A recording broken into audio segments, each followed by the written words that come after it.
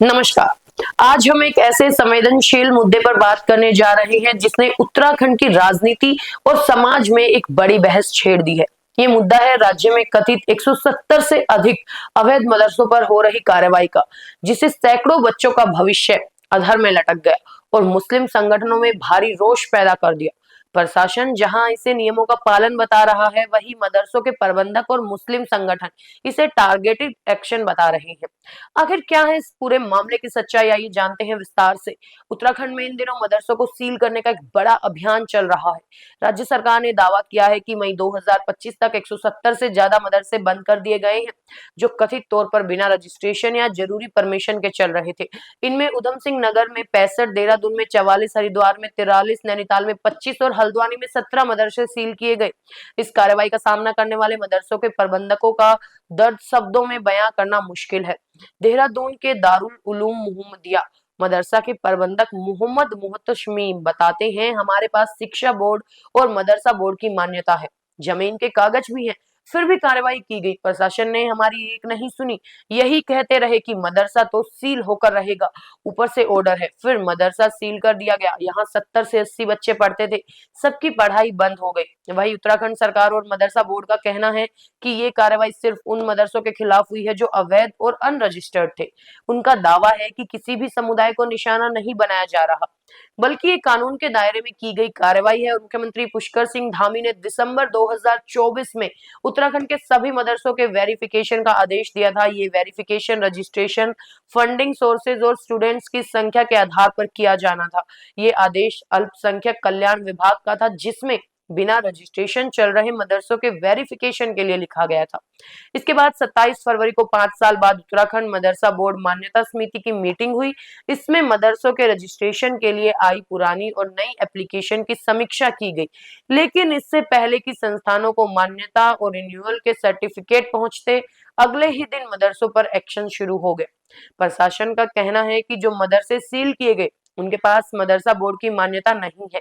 देहरादून के कारगी में स्थित दारुल उलूम मोहम्मदिया मदरसा, जो 2013 से चल रहा था और जहां मोहल्ले के बच्चे पढ़ने आते थे, उसे 28 फरवरी को सील कर दिया गया था। कार्रवाई के दिन से सब बंद पड़ा है। देहरादून ही नहीं, सील किए गए मदरसों में हल्द्वानी का इहिया उल उलूम भी शामिल है।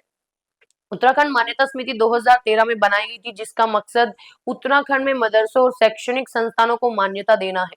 पहली समिति के सदस्य फसाहाद मुइन हल्द्वानी में मदरसा ईशातुल हक के प्रबंधक भी हैं। उनके मदरसे को बोर्ड से मान्यता हासिल है, इसलिए सील नहीं किया गया। हालांकि वो बाकी मदरसों पर एक्शन के लिए बोर्ड को जिम्मेदार मानते हैं और वो कहते हैं वक्फ बोर्ड का काम मदरसे चलाना नहीं, ये काम उत्तराखंड मदरसा शिक्षा बोर्ड का है।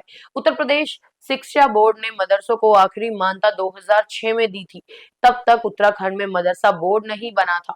उत्तराखंड मदरसा बोर्ड ने पहली बार साल 2013 में मान्यता दी।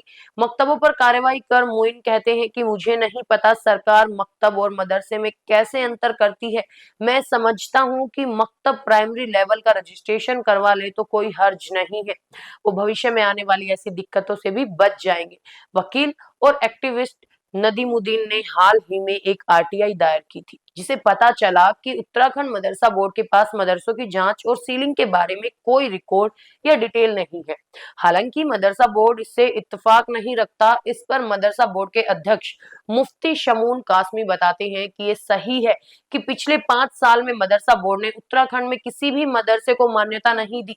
इस साल 27 फरवरी को हमारी मीटिंग हुई थी और हमारे पास 28 आवेदन आए थे। इनमें से 49 ऐसे थे जिनके पेपर पूरे थे, उनका अल्पसंख्यक कल्याण अधिकारी की तरफ से वेरिफिकेशन हो चुका था, यानी प्रशासन ने उन्हें नोटिफाई किया है। मदरसों को सील करने की कार्रवाई 12 मार्च के बाद हुई। जिन मदरसों पर कार्रवाई हुई, उनकी एप्लीकेशन हमारे पास नहीं थी। मकतबों पर हो रही कार्रवाई के आरोपों को खारिज करते हुए मुफ्ती शमून कासिम कहते हैं कि मकतब ट्यूशन पॉइंट होते हैं, वहां स्कूल के बाद धार्मिक शिक्षा दी जाती है। प्रशासन ने कोई मकतब बंद नहीं कराया। जिन मदरसों को बंद करवाया, वो अल्पसंख्यक कल्याण अधिकारी को अपनी एप्लीकेशन दे सकते हैं, वो हमें फॉरवर्ड करेंगे, उन्हें मान्यता दी जाएगी। ये पूरा मामला बेहद जटिल है। जहां सरकार और मदरसा बोर्ड नियमों के पालन की बात कर रहे हैं, वहीं मदरसा प्रबंधक और मुस्लिम संगठन इसे एक विशेष समुदाय को निशाना बनाने का आरोप लगा रहे हैं। इस कार्रवाई के बीच सबसे बड़ा सवाल सैकड़ों उन बच्चों के भविष्य का है जिनकी पढ़ाई अचानक रुक गई। क्या प्रशासन इन बच्चों को दूसरे स्कूलों में स्थानांतरित करने की कोई व्यवस्था करेगा? क्या मदरसों और मकतबों के बीच स्पष्ट परिभाषा और नियमों का सरलीकरण होगा? इन सभी सवालों के जवाब आने वाले समय में ही मिल पाएंगे। और इस पर आपका क्या कहना है, हमें कमेंट बॉक्स में जरूर बताएं।